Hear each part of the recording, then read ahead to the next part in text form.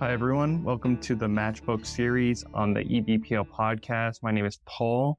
I am the Adult Services Librarian here at East Brunswick Public Library. So today, I'd like to do something a little different where instead of fielding questions from the audience about books they might want to read, I just want to give a few of my favorites from this past year now that it's coming to an end. This isn't necessarily the best books of 2022, but my favorite books I've read in the past year. So some are current, some are a little older, some did come out this year. You'll see all different, but we'll get into it. I chose 4 of my favorites that I've read this year that stood out to me far and above the rest. The first one I wanted to get into is called Anxious People. It's by Fredrik Backman, who wrote A Man Called Ove. I don't know actually how to say it.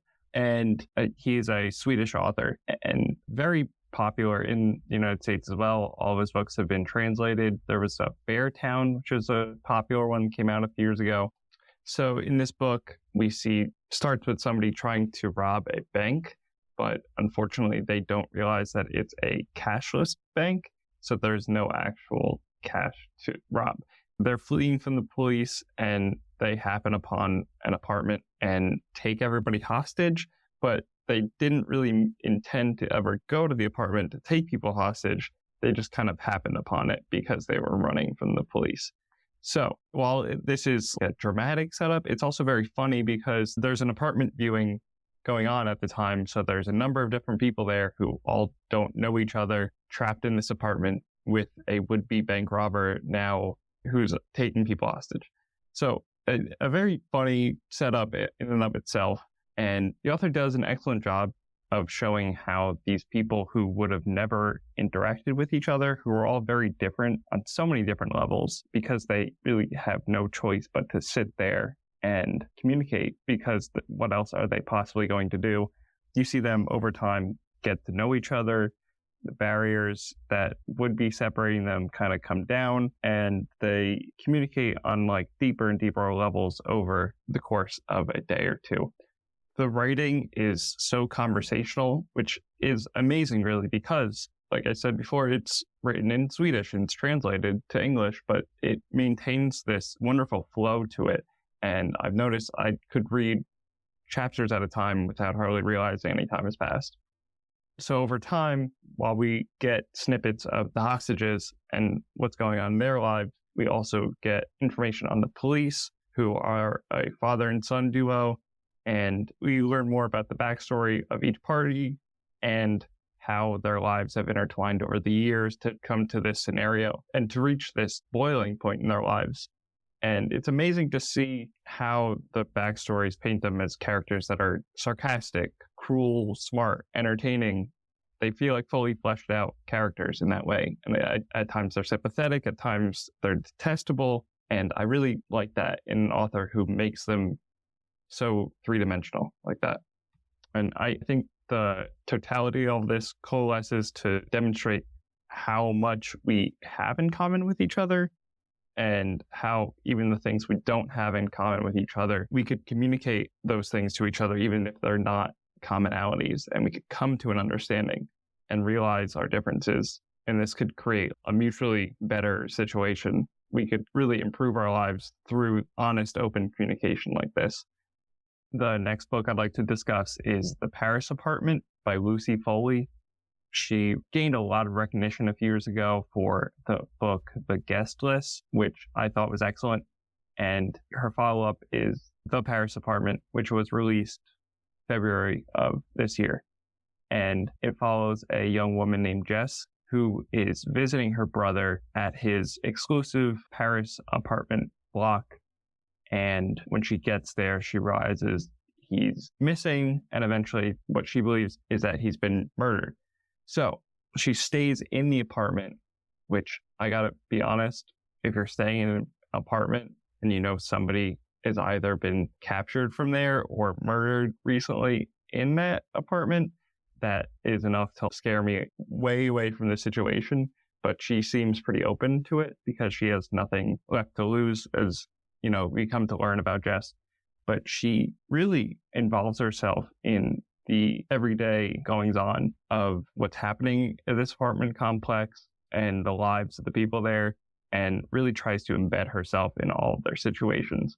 So by doing so, we learn more about these people and how they all seem to have a connection to her brother and how they all become suspects over time. So the great thing about this is that the atmosphere is very creepy, but not in ways that you'd expect. It always takes a different turn than you're expecting. So it makes it hard to anticipate, which I find kind of enjoyable because sometimes with a mystery novel like this, I find that once I've connected a few clues, it becomes maybe just like I'm just trying to turn the pages until I get to the ending. Whereas with this and with the guest list, it definitely does not come off that way. So creepy atmosphere, short, really punchy chapters and different perspectives, different points of view of all the people in the apartment complex really heighten the tension over the last, I'd say half of the book is a whirlwind because of that. So really effective mystery. The payoff is amazing because it's so difficult to put all the pieces together in the way that the author is conceiving of these pieces and how they fit. So I really appreciate that. And it feels like a fresh twist on a tried and true concept. Another one I read this year that was also published in 2022 is the latest David Sedaris essay collection entitled Happy Go Lucky. Now, it's funny that this would be called Happy Go Lucky because it is more morose, I'd say, than a lot of his other collections, which were already oftentimes morose. But the humor in this, while David Sedaris has a reputation of being a humorist, of course, I'd say the humor is toned down a bit than in previous collections. And that has to do with when this was published and what he's experiencing and what's going on in the world. A lot of the essays are about his dad and his relationship with his dad, who I guess passed away as he was writing the book. And he's written about this strained and complicated relationship in the past, but it's so hard to tell where the two stand with each other. And it feels so difficult to get to the bottom of their feelings for one another. But you could also tell how cathartic it was for him to be able to write about this kind of subject, almost like a form of therapy of getting it out and discussing it, putting it on the page, rather than letting it stay in his own head, which I guess is a good lesson for anybody who wants to write nonfiction, especially personal nonfiction. Two other reasons why the book maybe has a more serious tone is because of the pandemic, and also as he was writing this, the protests following the murder of George Floyd took place, and he's just really trying to come to grips with all of the things happening in American society at the time. And he has a lot of poignant things to say about them, a lot of opinions, and I'm not going to air all of them out right now, but if you have been interested in David Sedaris in the past, you could just imagine that he has a lot to say on these kind of topics. Still, this is like a classic Sedaris essay collection. You start with an essay about his relationship with one of the sisters or with his partner, Hugh, and then all of a sudden he's being a curmudgeon about something going on that comes up in conversation, gets sidetracked by that, and that ends up being the point of the essay when you had no idea that was going to be the point when, like, in the first page of reading it. So in some ways, this is like a classic David Sedaris essay collection. In some ways, it's fresh, new, a little different, a little more toned down.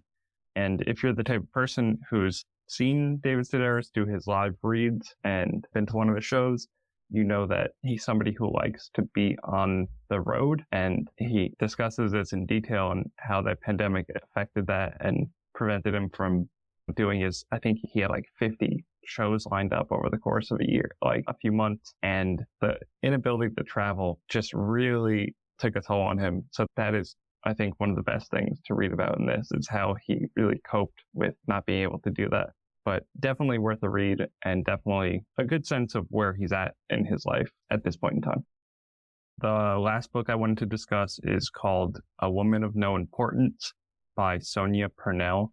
And this came out in 2019, but in a vein of a lot of books that have been released recently, where I'd say like Hidden Figures or Radium Girls, things like that, that are really putting a spotlight on women who were ignored by history books and who've done a lot of amazing things in their own right and deserve to have more notoriety for what they've done.